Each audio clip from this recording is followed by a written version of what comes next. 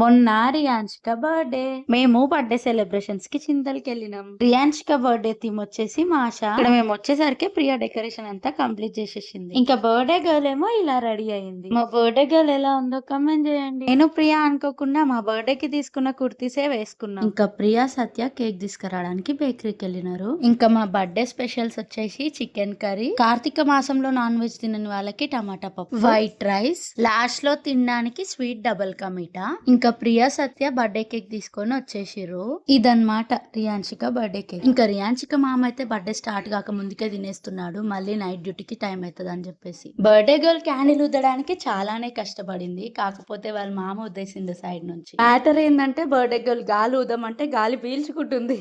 Happiest birthday Riyanshika, may God bless you. ఇక birthday అయిపోగానే తినుడు ప్రోగ్రామ్ స్టార్ట్ అయిపోయింది. సంపు వడ్డించడానికి తీసుకెళ్తుంది. ఇక్కడ అందరు కింద కూర్చొని తింటుంటే శ్రేయాన్వి మాత్రం యువరాణి లెక్క ఇట్లా కూర్చొని చూడండి.